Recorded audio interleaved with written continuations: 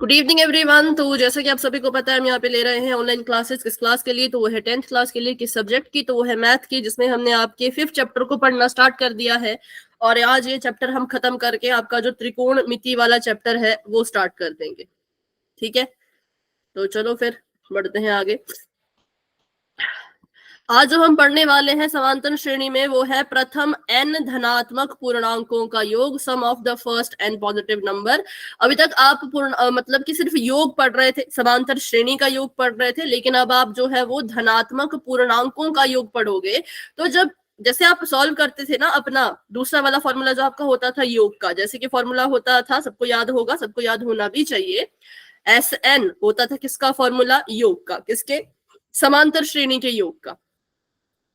n बटा दो bracket में 2a प्लस n माइनस 1, साथ में उसके गुणा में d।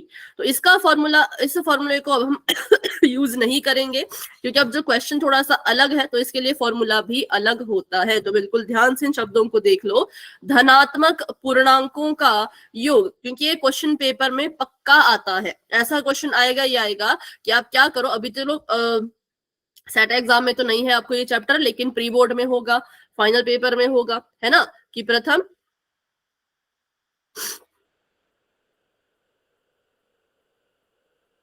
जो आपका n पॉजिटिव नंबर्स है या फिर धनात्मक पूर्णांक है, उनका क्या है।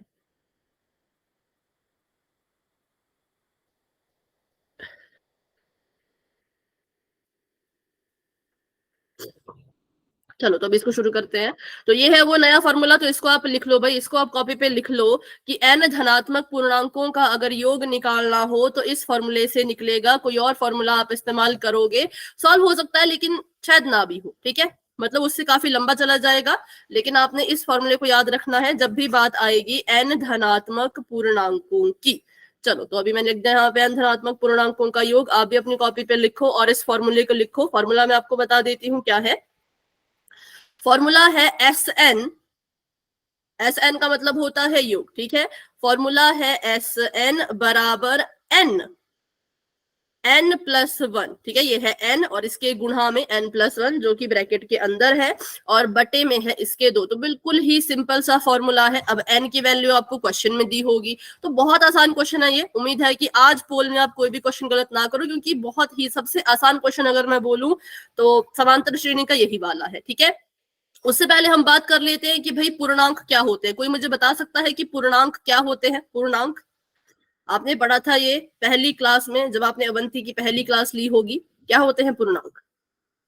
प्राकृतिक संख्या होती थी, पूर्ण संख्या होती थी, पूर्णांक होता था। बताओ, कोई भी बता दो माइक ऑन करके, पूर्णांक से आप क्या समझते हो?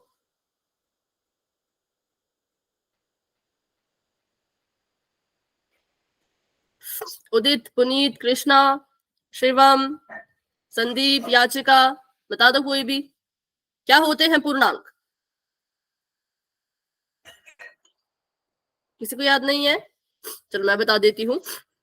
पूर्णांक होते हैं जिसमें एक तो 0 भी होता है, पॉजिटिव नंबर भी होते हैं और नेगेटिव नंबर भी होते हैं। ठीक है, 0 भी होता है, पॉजिटिव नंबर भी होते हैं, नेगेटिव नंबर भी होते हैं। तो पूर्णांक हो गए हमारा 0, 1, 2, 3 ऐसे, और -1, -2, -3 ऐसे। ठीक है, बताओ ये सभी को समझ आया? जिसको समझ आया वाई टाइप कीजिए कि पूर्णांक क्या होते हैं।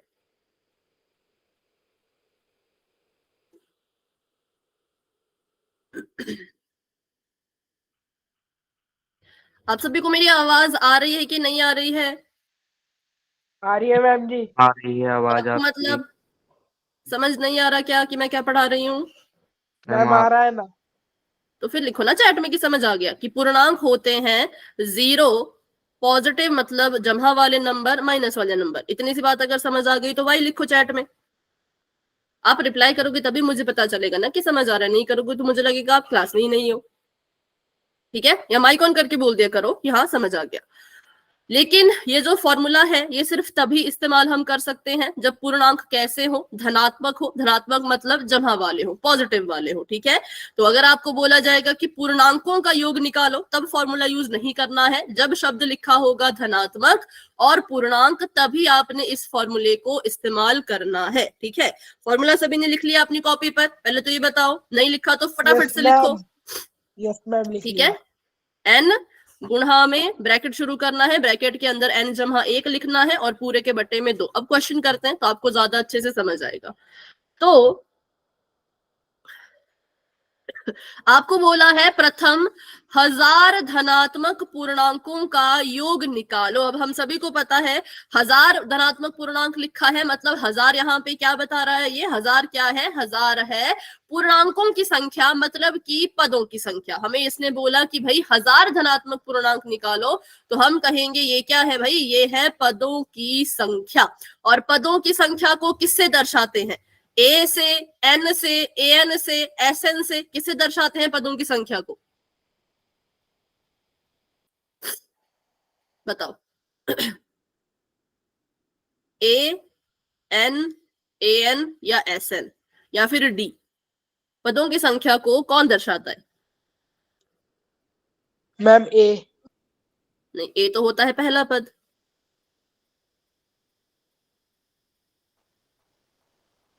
पदों की संख्या कि कितने पद हैं, सोचो। एन होता है आखिरी पद। Ma'am S N. डी होता है सार्व अंतर। Ma'am n. एन, क्योंकि एस एन होता है योग, तो एन हुआ पदों की संख्या, ठीक है। एन हुआ पदों की संख्या। तो जो आपको क्वेश्चन में दे रखा है वो आपके लिए एन है। क्वेश्चन में दिया आपको 1000 के बारे में निकालो, तो आप समझ गए कि 1000 क्या है हमारे लिए? एन है, ठीक है। 1000 क्या है हमारे लिए? एन है। अब भरो इसको फॉर्मूले में। इनका आपने क्या करना है? 1000 धनात्मक पूर्णांकों का योग निकालना है। उसके लिए मैंने आपको फॉर्मूला बता दिया, क्या है? एस एन बराबर n गुणा में n जमा 1 और बटे में 2, ठीक है। कुछ नहीं करना, जहां जहां पे n है वहां वहां पे 1000 लिखो। तो यहाँ पे n था, मैंने लिख दिया 1000, गुणा का निशान, ब्रैकेट के अंदर n है तो यहाँ पे भी लिख दूंगी मैं 1000 और जमा 1, ठीक है। और बटे में लिख दूंगी मैं इसके 2। अब आपने देखा कि ये वाली चीज इस वाली चीज से गुणा कर रही है, तो हम क्या कर सकते हैं? इसको और इसको काट सकते हैं। अगर अंश आपस में गुणा कर रहे हो और हर में कोई चीज हो और आपको लगता है कि इससे ये कट सकता है, तो काट दो। लेकिन कब? जब गुणा हो रही हो, ठीक है। जमा में मत करना, सिर्फ गुणा में। तो हमने क्या किया? 2 का पहाड़ा पढ़ा, 2 1 कम 2 और 2 से इसको काटा तो 2 5 6 10, 10 कट गया, है ना। 2 5 6 10, 10 कट गया, 2 0 बच गई, इसके साथ लग जाएंगी ऐसे, 500 आ गया। आपके पास क्या बचा? उसको लिख दो। नीचे तो बटे के नीचे कुछ नहीं बचा, बटे के नीचे बचा सिर्फ 1, उसको लिखने की कोई जरूरत ही नहीं है। ऊपर बचा 500, गुणा का निशान। 1000 में 1 जोड़ोगे कितना आएगा? मैम 1001। कैसे लिखेंगे उसको? ऐसे 3 0 1 या फिर 2 0 के बाद 1। बिल्कुल, क्योंकि कुछ बच्चे यहाँ भी गलती करते हैं ना, वो सोचते हैं 1001 का मतलब है कि पहले 1000 लिख दो फिर 1 लिख दो, वो गलत है। तो 1001 आपका ऐसा होगा, ऐसा कर दो इसको गुणा। अब गुणा करने का है एक तरीका, बहुत ही आसान, ध्यान से सुनना। पिछले साल जो पढ़े थे उनको मैंने बताया था पिछले साल ही, पर मुझे लगता है अभी तक क्या पता भूल चुके हो।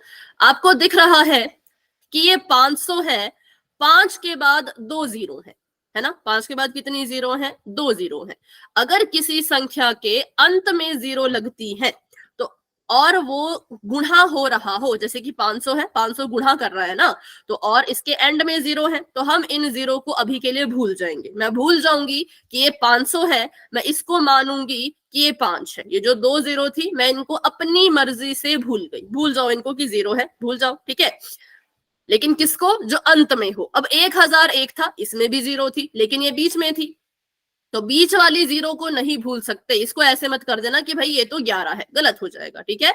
इन 0 को नहीं भूलना है, इन 0 को ऐसे का ऐसा ही रखना है, लेकिन जिसके अंत में 0 है, जैसे कि 5 के बाद 0 है, उसको आप भूल सकते हो। तो आपने यहाँ पर 500 की गुणा 1001 से नहीं करनी है, बहुत लंबा कर दोगे क्वेश्चन, बहुत ज्यादा लंबा कर दोगे, मत करना। 0 भूल जाओ, 5 बचा, 1001 बचा, 1001 की गुणा अब सिर्फ 5 से करो। 5 एकम 5, 5 0 जा 5, 5 0 जा 5, 5 एकम 5, तो आपके पास उत्तर आ गया 5005। लेकिन आपने क्या किया था, अपनी मर्जी से आप 2 0 भूले भी तो थे, है ना। इन 0 को हम भूल गए थे, हमने इनको नहीं लिया, पर अब ले लो।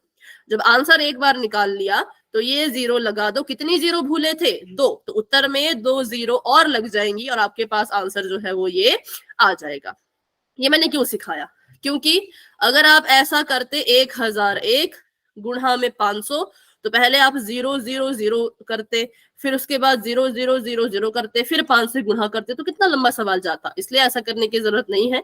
जिसको ये 0 वाली चीज समझ आ गई, 0 वाला फॉर्मूला समझ आ गया, तरीका समझ आ गया, वाई टाइप करो। जिसको समझ नहीं आया तो आप फिर से पूछ सकते हो। और हमारा क्वेश्चन यहाँ पर ये खत्म हो चुका है। इतना सही सवाल था ये, एन क्वेश्चन में दिया होगा, ठीक है। एन को पहले लिखा, फिर एन जमा 1 लिखा, फिर बटे में 2 लिखा, 2 से कट रहा था तो काट दिया, और उसके बाद सॉल्व करते करते हमारे पास हमारा आंसर आ गया। 0 वाली चीज समझ आ गई, तो फिर मुझे ये करके बताओ, अगर मैं आपको बोलूं 6000 को गुणा करना है 203 से,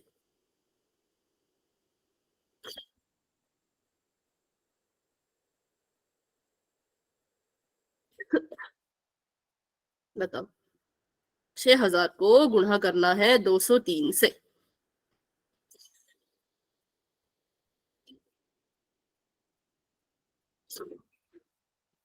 लंबे वाले मैम तरीके से करना है। 1218। और 0 भूल गए,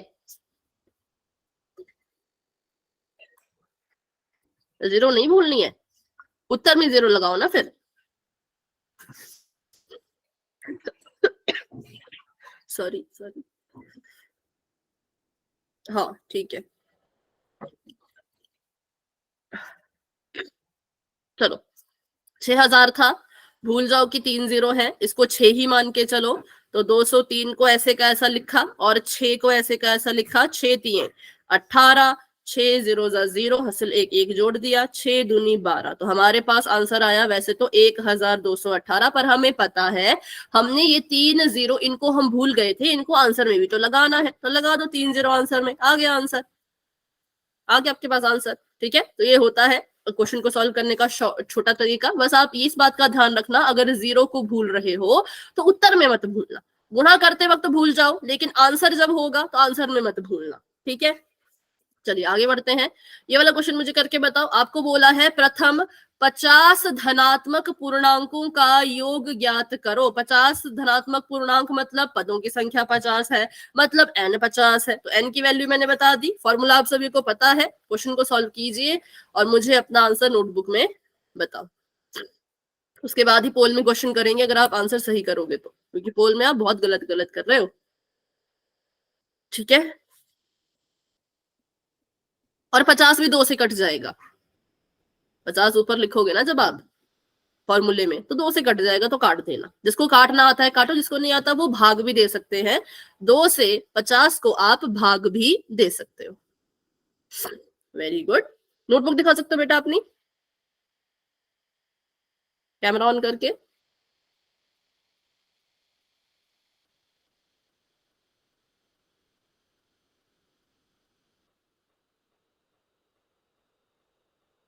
पुनीत अपनी नोटबुक दिखा सकते हो आप। मैम 1275। ठीक है, नोटबुक दिखा सकते हो अपनी।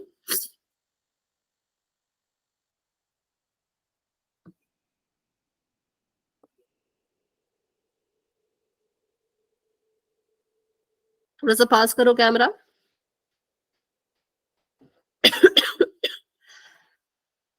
कॉपी के नजदीक करो। पेंसिल से लिखा है क्या आपने, क्योंकि मुझे दिख नहीं रहा भाई कुछ भी। बहुत फीका फीका सा दिख रहा है। ठीक है, 50 दिख गया। हाँ, थोड़ा थोड़ा करेक्ट। हाँ, फॉर्मूला तो मुझे लग रहा है आपने ठीक ही भरा है। Very good. चलो, तो अब इसको सॉल्व करें या कोई और अपनी नोटबुक दिखाना चाहते हैं? देखो, सॉल्व सभी करो, सही आता है गलत आता है उसकी चिंता मत करो, पर कोशिश तो करो, कम से कम ट्राई तो करो सॉल्व करने की।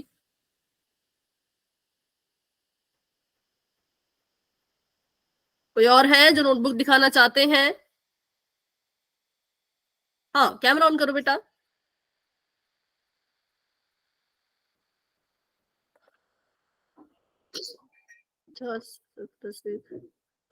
ठीक है, बिल्कुल करेक्ट है। नीचे से 2 भी काट दो, नीचे जो 2 लिखा है ना उसको भी ऐसे काट दो, नहीं तो हमें लगेगा कि आपने 2 से नहीं काटा, पता नहीं किससे काटा। हाँ, बिल्कुल ऐसे करेक्ट है, बिल्कुल ठीक है।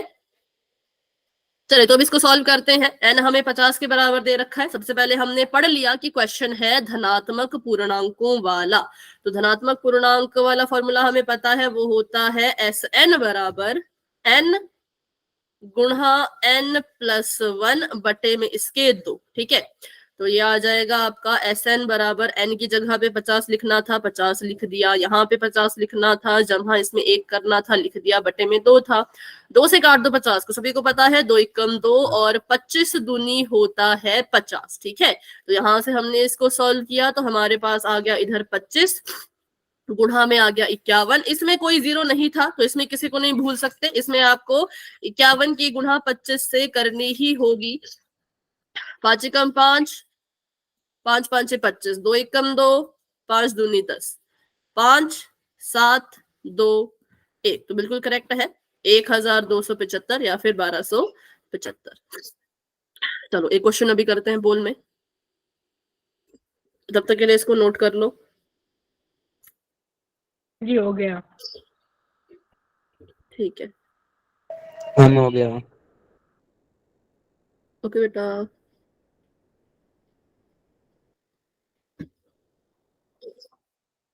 क्वेश्चन ढूंढने तो 1 मिनट।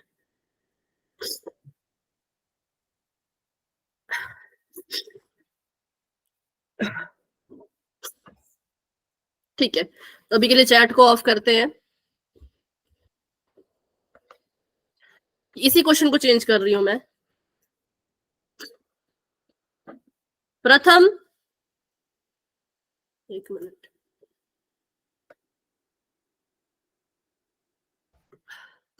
500 धनात्मक पूर्णांकों का योग ज्ञात कीजिए। कितने? 500।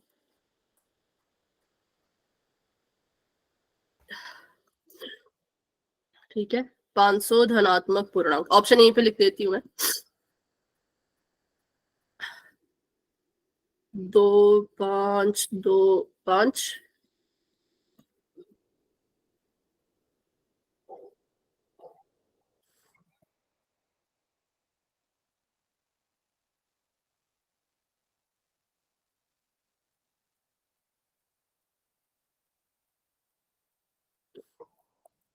ठीक है, इसको सॉल्व करो सभी और आंसर देना है पोल में, जो कि आपको थोड़ी देर में नजर आएगा, अभी नजर नहीं आएगा। 500 एन है 500, फॉर्मूला आप सभी को पता ही है। ठीक है, सभी सॉल्व करो और सभी बच्चे क्लास लगाया करो रोज। ठीक है, मैम जी बहुत ही कम स्ट्रेंथ होगी आपकी क्लास की। आपकी क्लास से सिर्फ अभी देखो सिर्फ 10 ही बच्चे हैं, जबकि आपकी क्लास में तो कितने सारे बच्चे होंगे ना, पर लाइव क्लास में सिर्फ 10 ही बच्चे, तो ऐसा नहीं होना चाहिए। ठीक है, अपने फ्रेंड्स को भी बोला करो कि भाई सभी क्लास लगाओ। हाँ, जिसका हो गया ठीक है, जो सॉल्व कर रहे हैं आराम से कर लो। और जिसने पोल में आंसर किया हैंड रेज कर लो, जैसे उदित ने कर दिया है। ओके शिवाम। हाँ, अभी एक और बच्चे ने आंसर किया भाई। ओके पुनीत। संदीप, आपने पोल में आंसर कर दिया? पोल में तो आंसर नहीं आया अभी तक। मैंने कर दिया है मैम पोल में आंसर। ठीक है, 3 हैंड बच्चों रेज का कर ठीक लो। है, गलता है। हाँ, वो हम बाद में देख लेंगे, अभी फिर से हैंड रेज कर लो, हाथ के निशान को दबा दो। ठीक है, चलो सभी कोशिश करो, सही गलत चलता रहेगा पर कोशिश सभी करो, अपना अपना सभी ट्राई करो। आज आखिरी है आपका 5th चैप्टर, कल से फिर हम 8वां चैप्टर शुरू करेंगे, इसलिए आज इसके जितने भी क्वेश्चन है भाई फटाफट से कर लो अच्छे से। कल से क्या अगली क्लास से हम पढ़ेंगे त्रिकोणमिति।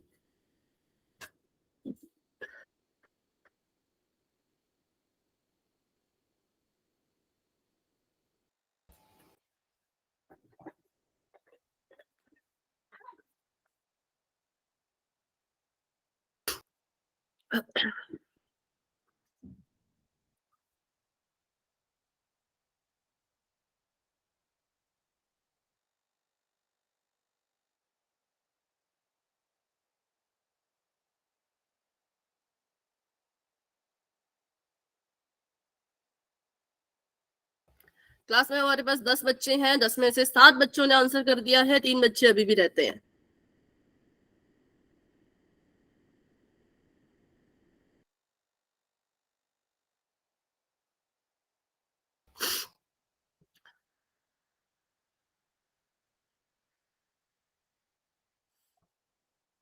दो आईडीसी क्यों ज्वाइन कर रहे हो भाई?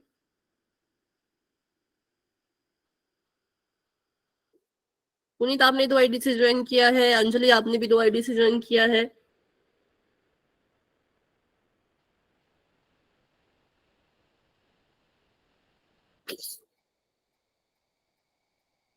ठीक है, अभी मैं कर रही हूँ 10 सेकेंड्स का वेट, फिर बढ़ते हैं आगे।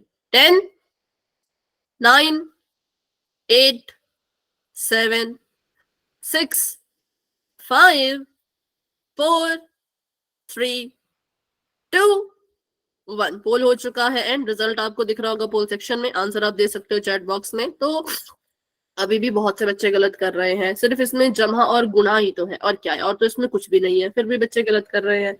इसको सॉल्व करने के लिए देखो, एन आपको मैंने बताया था, एन तो 500 होगा क्योंकि पदों की संख्या 500 है। फिर हमने क्या करना था, फॉर्मूला लगाना था। फॉर्मूला हमारा होता है, अगर धनात्मक पूर्णांकों का योग निकालना है तो वो होगा n गुणा में n जमा 1 और बटे में उसके 2। ठीक है, अब n की वैल्यू आप सभी को पता है 500 है, तो यहाँ पर आपने लिख दिया 500, गुणा का निशान, यहाँ पर आपने लिख दिया 500 जमा 1 और बटे में आपने लिख दिया 2। ठीक है, अब इसको सॉल्व करते हैं। 2 से 500 कट जाएगा, बिल्कुल कट जाएगा, 2 1 कम 2, 2 दूनी 4, 2 5 10 और 0 का 0, तो 250 आ जाएगा। फिर आपने क्या करना था, आपने जो है वो 250 की गुणा 501 में करनी थी। क्यों? क्योंकि हम देख रहे हैं ना कि दूसरे वाले ब्रैकेट में 500 में 1 को पहले जोड़ना है, तो मैंने 500 में 1 को जोड़ के 501 लिख दिया, और इसको तो मैंने 2 से काट दिया था, तो ये तो 250 आ गया।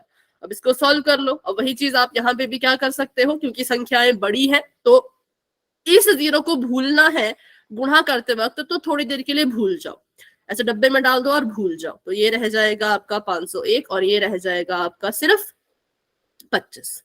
5 कम 5, 0 का 0, 5 5 25, 2 1 कम 2, 0 का 0, 5 दूनी 10। जब इसको आप जोड़ोगे तो ये आ जाएगा 5 2 5 2 1, मतलब ये कुछ ऐसा आया 12,525। ठीक है, 12,525। लेकिन आपको पता है कि आपने एक 0 भूली भी है, एक 0 थी जिसको आप जानबूझ के भूले थे, अपनी मर्जी से भूले थे, उस 0 को भी उत्तर में लगाना पड़ेगा। उस 0 को उत्तर में लगाएंगे तो ये आ जाएगा कुछ ऐसा 1,25,250, जो कहां पर था, जो ऑप्शन नंबर सी में था, इसलिए option number C is the right answer. A, B और डी तीनों गलत है। ठीक है, तो ध्यान से करो, इसमें कुछ भी नहीं है, इसमें गुणा ही करना है और जमा ही करना है और भाग ही करना है और कुछ भी नहीं करना है। फॉर्मूला याद रखो, अभी पोल में एक और क्वेश्चन आएगा, उसको अच्छे से करना। ठीक है, तो चलिए अभी के लिए करते हैं चैट को ऑफ और बढ़ते हैं अपने अगले सवाल की तरफ। क्वेश्चन आप सभी के सामने ये है, प्रथम 40 धनात्मक पूर्णांकों का योग ज्ञात करो। तो n आपके पास 40 के बराबर है, फॉर्मूला आप सभी को पता है, तो इसको सॉल्व करिए और अपना आंसर कहाँ देना है, आपने पोल सेक्शन में जाके देना है, जो कि थोड़ी देर बाद आपको नजर आएगा। और इस बार खुद करना, क्योंकि इस बार मैं पोल का रिजल्ट नहीं दिखाऊंगी, फिर आप 2 आइडियो से ज्वाइन होकर आंसर कर रहे हो, है ना, तो ऐसा नहीं करना है ना, खुद करो, एक बार करो, ढंग से करो बस। तो पोल का रिजल्ट आपको पोल के खत्म होने के बाद ही दिखेगा। अभी के लिए इसको सॉल्व कर लीजिए अच्छे से, आराम से करो, जल्दी किसी चीज की है ही नहीं। कर दिया आपने उधर, चलो तो आप पोल मैंने ओपन कर दिया है, आंसर दे सकते हो, पर ध्यान से देना, जल्दबाजी में नहीं करना है, बिल्कुल आराम से।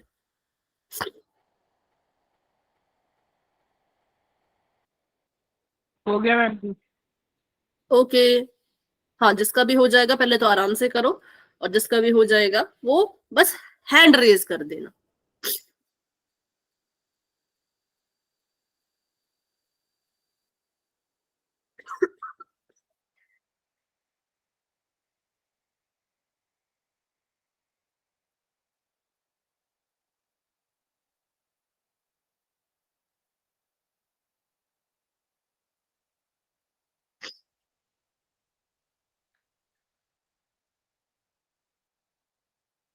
हाँ सभी कोशिश करो, सभी ट्राई करो। 7 बच्चों ने आंसर दे दिए हैं, 2 बच्चे अभी भी रहते हैं जो कि हैं कृष्णा और अंजलि, जो कि सॉल्व कर रहे होंगे, आराम से सॉल्व कर लो, ठीक है। जब हो जाएगा तो आपने पोल में आंसर देने के बाद बस हाथ का निशान दबा देना है। अभी अगर सॉल्व कर रहे हो तो आराम से कर लो।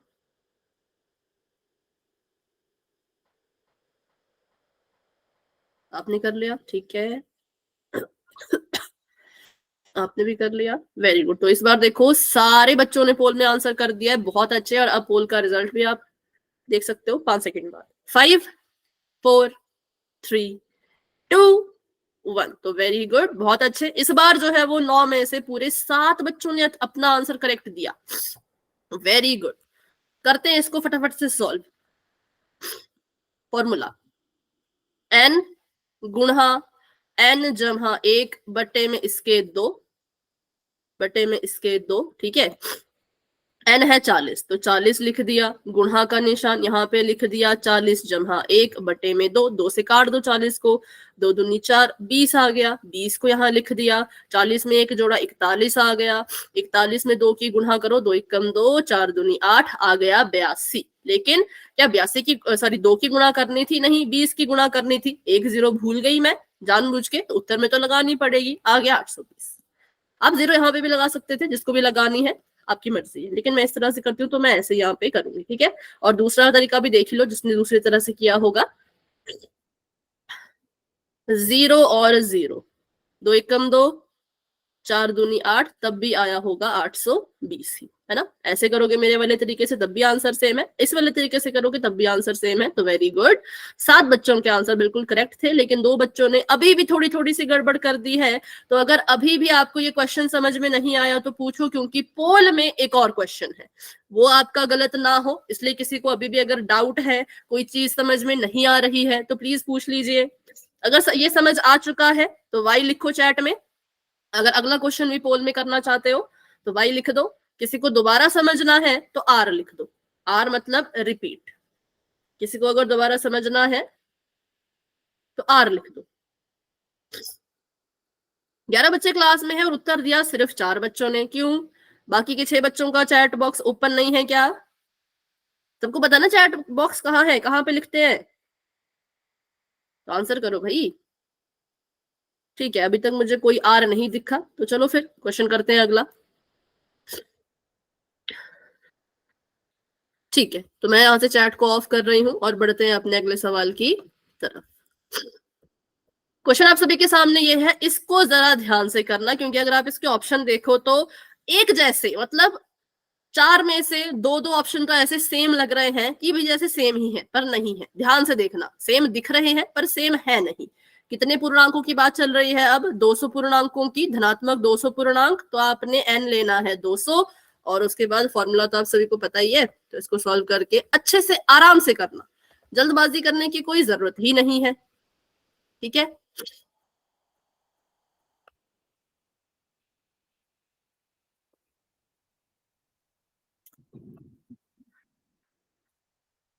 मैम पोल नहीं ओपन हुआ अभी।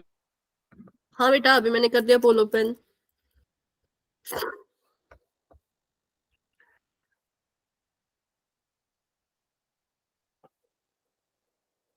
आराम से करो, आराम से। मैंने कहा सारे ऑप्शन ना दिखने में एक जैसे ही हैं, तो थोड़ा ध्यान से देखो, जूम कर लो चाहे स्क्रीन को, है ना। ऑप्शन छोटे दिख रहे हो तो ऐसे आप स्क्रीन जूम भी कर सकते हो, 2 उंगलियों से ऐसे करोगे तो स्क्रीन बड़ी हो जाएगी, और वापस उसी से करोगे तो छोटी भी हो जाएगी।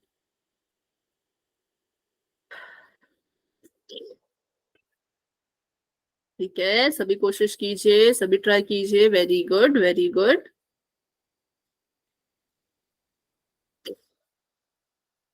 आराम से कर लो, किसी चीज की कोई जल्दी नहीं है। आखिरी क्वेश्चन है ये इस चैप्टर का, ध्यान रखो। तो आखिरी क्वेश्चन तो सही करना ही करना है किसी भी हालत में, ठीक है। उसके बाद हम आपका 8वां चैप्टर शुरू कर देंगे, जो कि है त्रिकोणमिति, जो कुछ बच्चों को अच्छा लगता है, कुछ बच्चों को बुरा भी लगता है, कुछ बच्चों को समझ आता है, कुछ बच्चों को समझ नहीं आता है ना। तो त्रिकोणमिति भी शुरू कर देंगे आज ही, क्योंकि हमारे पास बहुत टाइम है।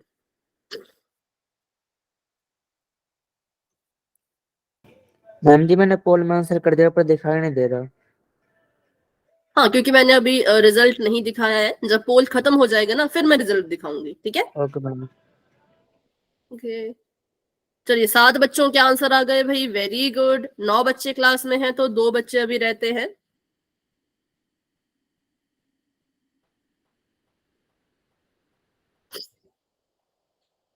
शिवम, रवि सिंह जी के नाम से जो है, अंजलि, मुस्कान सिंह जी के नाम से जो है, आप चारों में से जिसने आंसर कर दिया है हैंड रेज कर लो।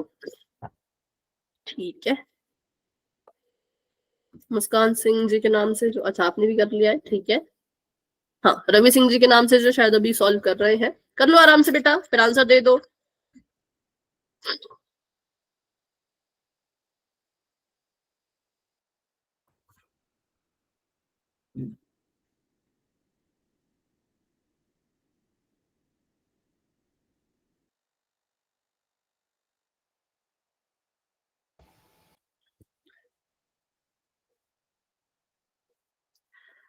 तो 34 तक वेट करते हैं, उसके बाद पोल को एंड करेंगे। कर दिया आंसर, क्योंकि 9 बच्चों के आंसर आ गए। ठीक है, तो 5 4 3 2 1, पोल का रिजल्ट भी आपको दिख रहा होगा, और पोल मैंने एंड भी कर दिया। तो इस बार भी 9 में से 7 बच्चों ने सही आंसर दिया है, और 2 बच्चों ने कर दिया है थोड़ी सी गड़बड़, कोई बात नहीं, यहाँ पे देखो और सीखो, ठीक है। फॉर्मूला बोलता है n गुणा में n जमा 1 बटे में इसके 2। n हमें दे रखा है 200 के बराबर, 200 गुणा 201 बटे में 2, क्योंकि मैंने डायरेक्ट इसको जोड़ दिया, ठीक है। एन यहाँ पे 200 था ना, 200 में मैंने जो है 1 को जोड़ के 201 लिख दिया, 2 से काटो, 2 एकम 2, 2 एकम 2 0, 100 आ गया। ये तो बिल्कुल ही सिंपल सवाल था।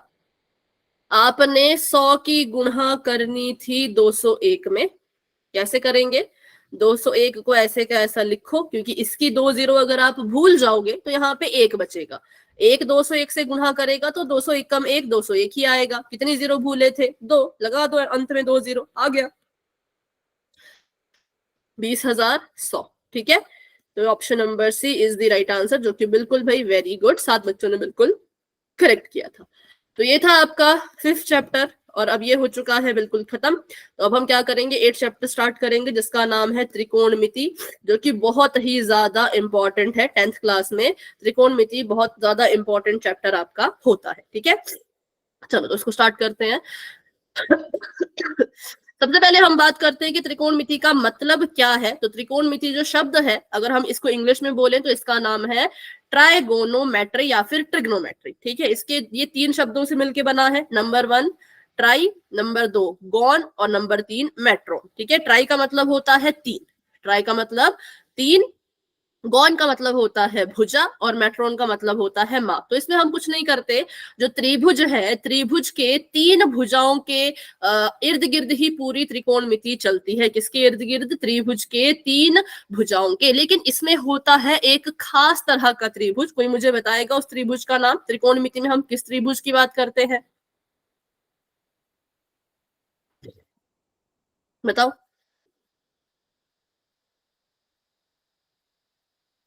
त्रिकोणमिति में जो त्रिभुज होता है उसका नाम क्या है, मतलब वो किस तरह का त्रिभुज है? वो समबाहु त्रिभुज है, समद्विबाहु त्रिभुज है, विषम बाहु त्रिभुज है, या समकोण त्रिभुज है?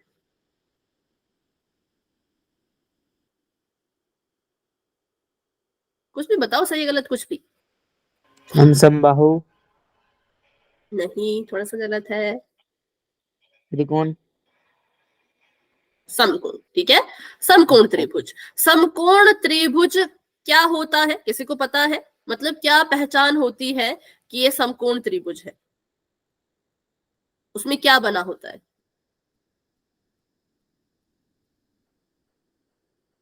तो इसके नाम में इसका आंसर छुपा है। उस त्रिभुज में समकोण बना होता है। समकोण मतलब 90 डिग्री का कोण। बस ये बात आपने याद रखनी है कि त्रिकोणमिति शब्द सुनोगे, त्रिकोणमिति में आता है त्रिभुज। कौन सा त्रिभुज? समकोण त्रिभुज। क्या होता है समकोण त्रिभुज? जिसमें 90 डिग्री का कोण हो, समकोण हो, ठीक है।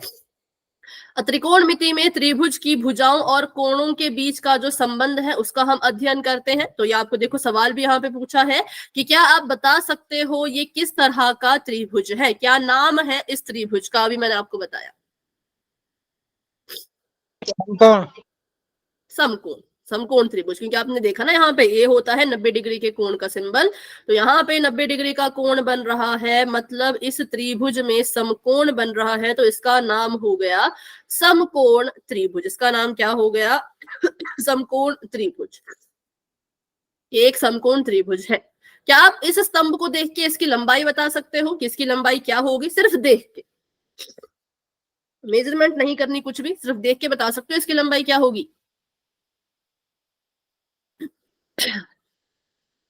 सिर्फ देख के तो शायद हम ना बता सके, लेकिन हाँ हम ये जरूर बोल सकते हैं कि यहाँ पर समकोण त्रिभुज बन रहा है, क्योंकि देखो स्तंभ होता है बिल्कुल सीधा, ठीक है, और हम खड़े हैं इसके बिल्कुल सिधाई में। तो जमीन भी सीधी होती है, ऐसा तो है नहीं कि जमीन ऐसे टेढ़ी होगी या ऐसी होगी और हम वहां खड़े होंगे। ये भी सीधा, जमीन भी सीधी। तो जो दो सीधी चीजें होती हैं, जो दो सीधी रेखाएं होती हैं, उनके बीच में 90 डिग्री बनता है। तो हम कहेंगे यहाँ पर भी 90 डिग्री का कोण बन रहा है, इसलिए यहाँ पर भी समकोण बन रहा है। और समकोण त्रिभुज में हम बिल्कुल त्रिकोणमिति की मदद से इसकी जो लंबाई है वो बता सकते हैं, ठीक है। चलो, अब बहुत से बच्चे पूछते हैं कि त्रिकोणमिति हम पढ़ते हैं, साइन कॉस थीटा हम पढ़ते हैं, हमें कभी इस्तेमाल में तो ये आता नहीं। तो बिल्कुल गलत है। ये आपके इस्तेमाल में आता है कब? जब आपको किसी मंजिल की, किसी भवन की ऊंचाई बतानी हो, ये बताना हो कि पनडुब्बी, सभी को पता है पनडुब्बी क्या होती है, जो समुद्र में बिल्कुल नीचे तक जाती है, उसको हम पनडुब्बी कहते हैं।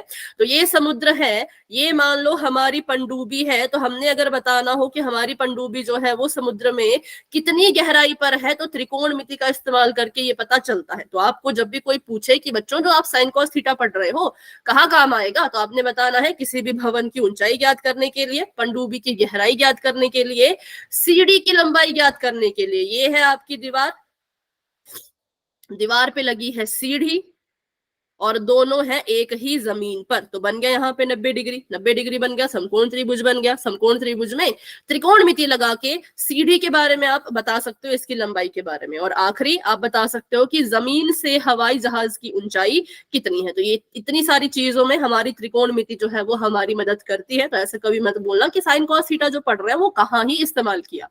तो इन चीजों में ये चीज इस्तेमाल होती है। चलो, ये है आपका समकोण त्रिभुज। अगर मैं आपसे पूछूं कि समकोण त्रिभुज की 3 भुजाएं होती हैं, उनके नाम क्या क्या होते हैं? पहली का अगर मैं नाम बताऊं तो ये है आधार, जो ए बी है वो मैम, आधार है। हाँ बोलो। मैम ये आधार है। हाँ, आधार के अलावा बताओ। एसी क्या मैम है? ये एसी अपोजिट है वो। मैम लंब कर्ण मैम तो इसमें लंब एसी कर कौन है? आधार। लंब है कि कर्ण है? और जो मैं नाम सीधी बोल रही हूँ ना एसी के बारे में। बोलते हैं। एसी कर्ण है।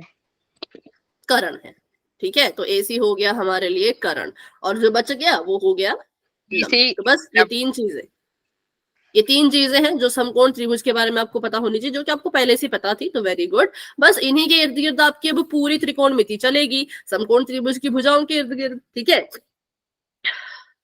तो कोण बी समकोण है, कोण सी और कोण ए न्यून कोण है। मतलब अगर कोई समकोण त्रिभुज है उसमें अगर यहाँ पे 90 डिग्री का कोण बन रहा है तो मतलब ही नहीं कि ये वाला कोण 90 से ऊपर जाए या ये वाला कोण 90 के बराबर आए। ये दोनों कोण 90 से छोटे ही होंगे तभी समकोण त्रिभुज बनेगा। अगर आपको बोला कि एक कोण 90 डिग्री का है, दूसरा कोण 100 डिग्री का है, तीसरा कोण 108 डिग्री का है, तब तो आप बोलोगे कि वो समकोण बन ही नहीं सकता, क्योंकि समकोण कहता है अगर एक 90 डिग्री का तो बाकी दोनों 90 से छोटे रखो। बस इतनी सी बात इसने कही।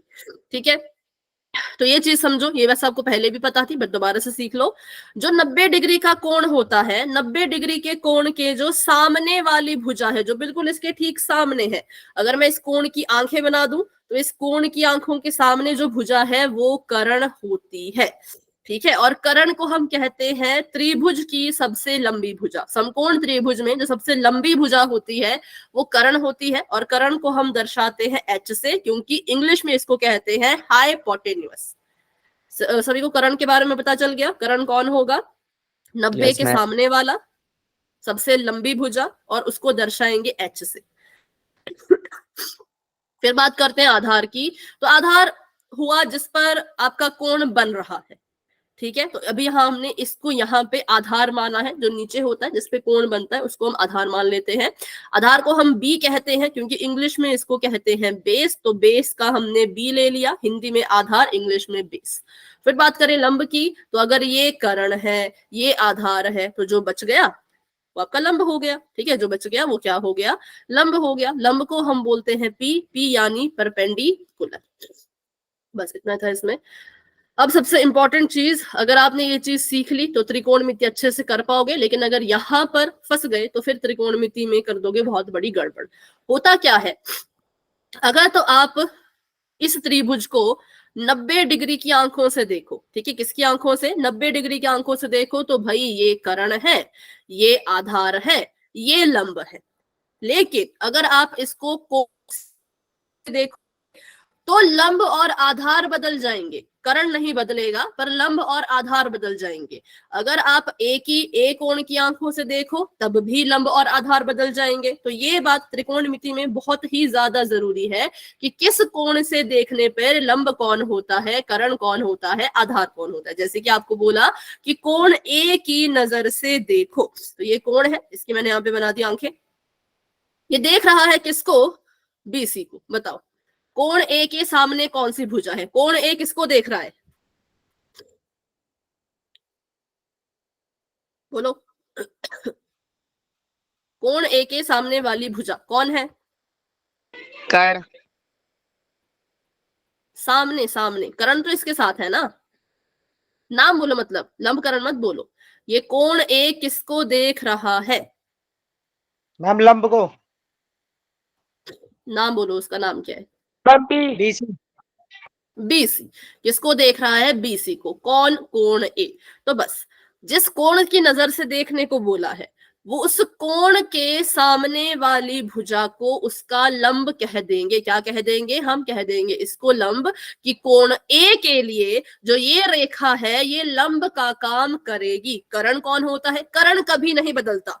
कर्ण जो है वो है 90 डिग्री के सामने वाली रेखा कर्ण होती है, और हमेशा के लिए कर्ण ही होती है। कर्ण को आप नहीं बदल सकते, तो ये कर्ण ही रहा और ये आधार। आप बोलोगे सेम तो है, क्या फर्क पड़ा? जो पीछे पढ़ा हमने, जो भी पढ़ा सेम तो है।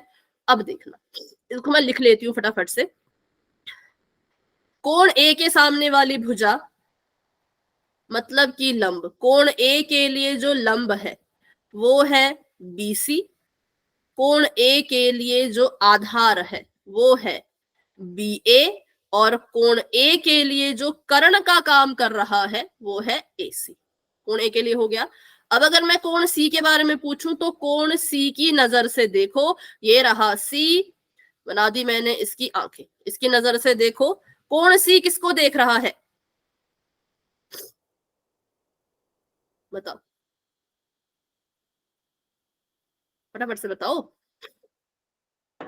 A B. ए बी को। तो ए बी इसके लिए क्या है? आधार। नहीं, यहां पे गलत कर दिया। कोण सी के लिए, कोण सी के लिए देखो, जो न्यून कोण के सामने वाली भुजा होती है वो इसके लिए लंब का काम करती है। किसका काम करती है? लंब का। इसलिए मैंने कहा कि कोण सी की नजर से देखोगे तो आपको पता चलेगा कि असल में क्या हो रहा है, लंब और करण कैसे बदल रहे हैं।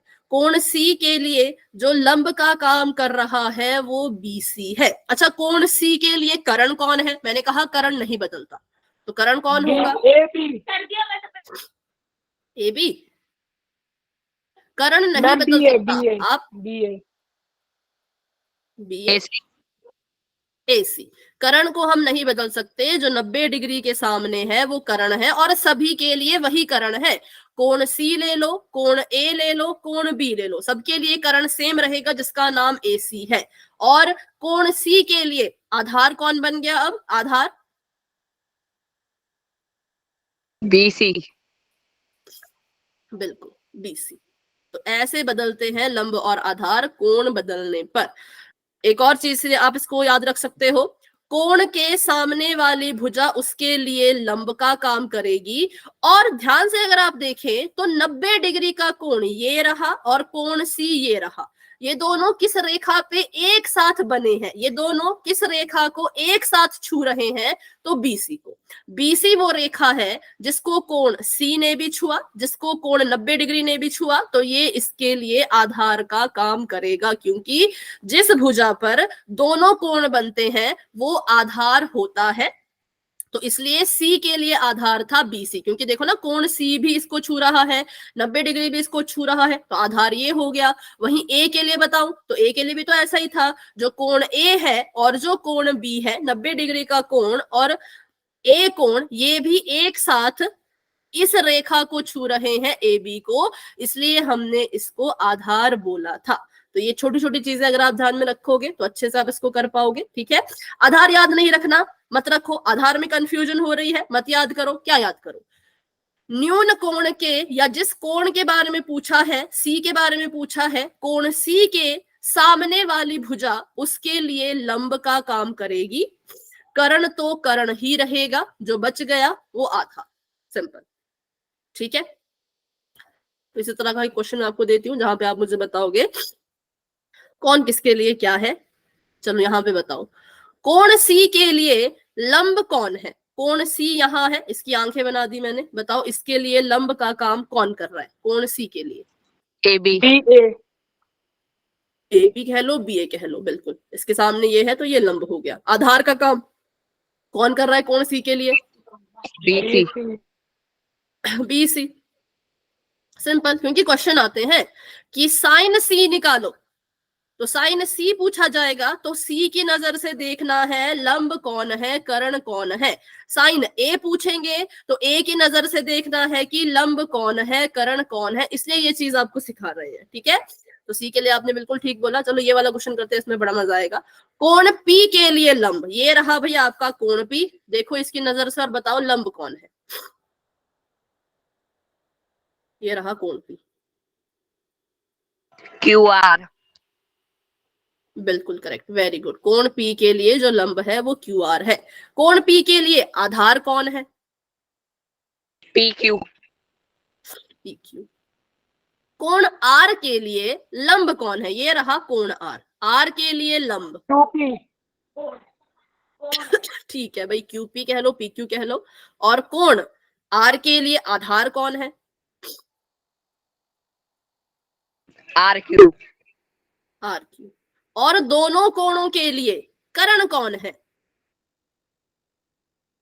PR। PR। करण किसी के लिए, हाँ, करण किसी के लिए नहीं बदलता। PR है तो PR ही रहेगा, ये करण है तो यही करण रहेगा सभी कोणों के लिए। बस इतनी सी बात याद रखनी। ठीक है, अच्छा तो अभी पाइथागोरस सभी को आती है? बताओ जरा, पाइथागोरस सभी आपने शायद की नहीं होगी। पाइथागोरस प्रमेय सभी को आती है? क्या कहती है पाइथागोरस प्रमेय? यह है समकोण त्रिभुज, ये इसका नाम है ABC। अगर मैं इसमें पाइथागोरस प्रमेय लगाऊं तो क्या होगा?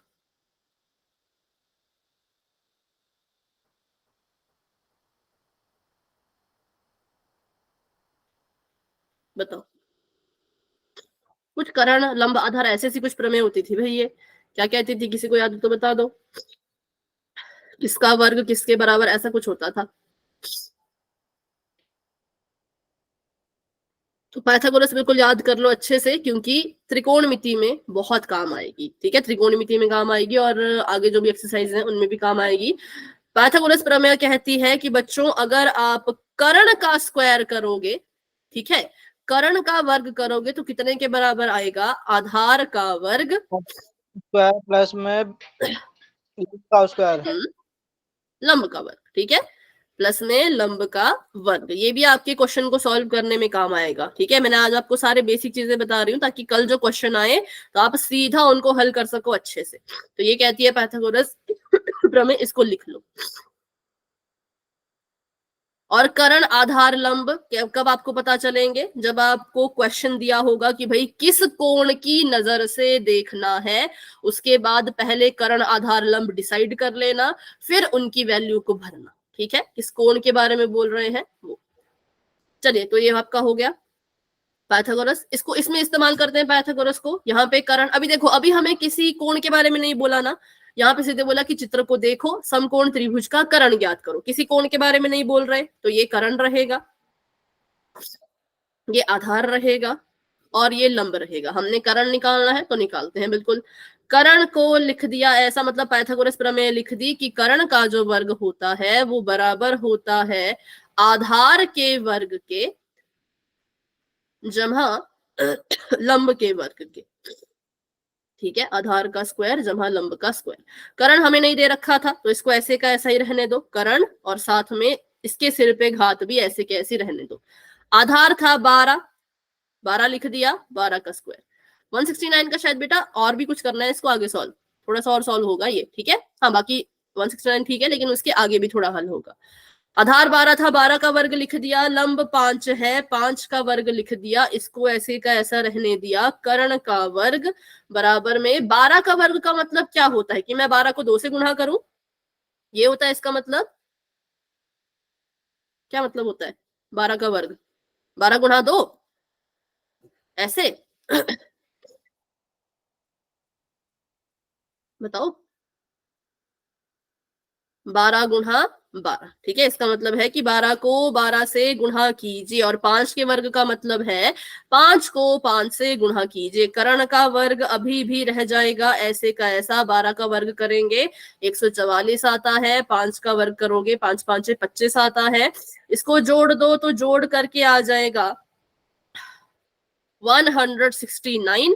और अब आपने यहाँ पे लिखा था कर्ण की घात में 2, इसको हटाओ क्योंकि मुझे कर्ण घात 2 नहीं, मुझे सिर्फ कर्ण का मान चाहिए। कर्ण का यहाँ पर वर्ग हो रहा है, ध्यान से सुनिए, कर्ण का यहाँ पे वर्ग हो रहा है। अगर मैं इस वर्ग को, यानी कि जो घात में 2 है, इसको उठा के बराबर के उस पार भेज दूं, घात में 2 है ना, मैं इसको उठा के बराबर के इस तरफ भेज दूं तो वर्ग का उल्टा होता है वर्गमूल, वर्ग का उल्टा होता है वर्गमूल, तो ये वर्गमूल के अंदर चला जाएगा। ठीक है, और वर्गमूल निकालना आपने सीखा होगा अवंती क्लासेस में, बहुत पहले हमने सीखा था वर्गमूल, घनमूल, चैप्टर नंबर 1 जब पढ़ रहे थे, है ना। तो हमें पता है कि 169 का जो वर्गमूल होता है वो 13 होता है। 13 को 13 से गुणा करने पे 169 आता है, इसलिए हम कहेंगे कि इसका वर्गमूल 13 है।